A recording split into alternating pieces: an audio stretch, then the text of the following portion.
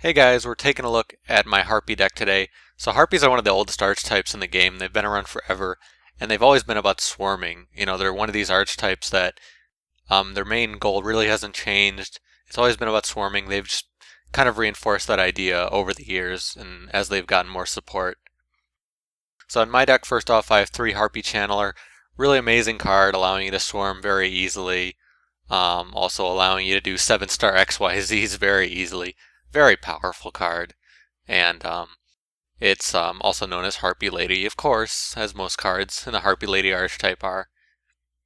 Harpie Queen, the really powerful Harpie that you can bring out, and also the Field Card Searcher, which is very important. Summoner Monk, just to go with the swarming, you have a lot of spell cards, so being able to swarm more is just really great and allows you to get access to more powerful XYZs very easily. Fly Kamakari, another way to search out the Harpies that you need. It's nice that Harpie Lady 1 and Channeler fly right under the radar with that low attack, so very nice. And then we have Tempest, so Tempest obviously a great choice in this deck with the wind monsters, and also gives you access to 7-star XYZs again. And then Garuda the Wind Spirit, obvious in this type of deck, very easy to bring out, and I love his effect. And then one Pet Dragon. You want to be careful with these. You really don't want to run too many because you can really find yourself with a lot of dead draws. So you want to be very careful how you implement a Pet Dragon in your deck. So I'm only running it at 1. And finally, Cyber Harpie Lady, the stronger version of Harpie Lady. Very nice to have this one that's a bit stronger.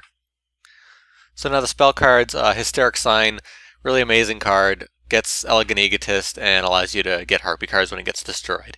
And it will be destroyed pretty easily because of the field card or because of MST. Like, you can get this destroyed very easily, allowing you to refuel.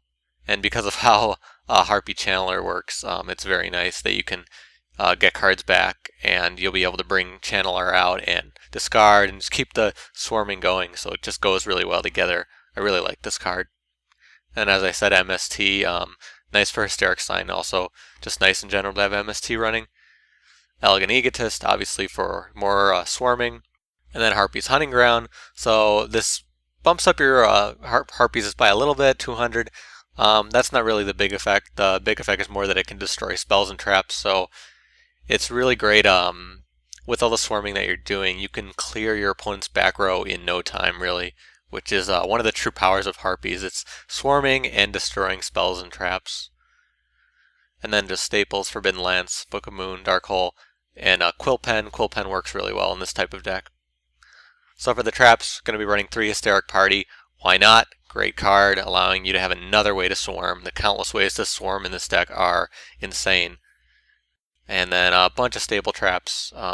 Icarus Attack, running at 1, can be very useful. It's tricky to get rid of your Harpies in order to destroy things on the field because of how you need to swarm, but still having access to something like this can be very important. So now for the extra deck. So Lightning Chidori, obviously with wind monsters, this is a great card to have. And also with Winged Beast, Ice Beast Zerofyne. Zerofyne's a very powerful card, allowing you to negate effects, so I'm not worried as much about effects in this deck because I have this guy. Then Harpie's Pet Phantasmal Dragon, obviously a very, very powerful card when it's used correctly, allowing you to do a lot of direct damage. Very nice to have. And then a bunch of staple XYZs, not too much to talk about. Queen Dragon is nice to have to protect your dragon monsters. Diamond Dire Wolf, because you're running Winged Beast. Yeah, not much to say about the 4 stars, and then because you have access to 7 stars, just, some of the best ones. Big Eye, Master of Blades, and Dracossack. Pretty self-explanatory. So there's a few special ones you have access to, which allow you to do a lot of really cool stuff. So you could swarm, and then you can kind of choose what you want to do, and you have so many options that you can really apply whatever XYZ monsters to whatever's going on in the field at a time.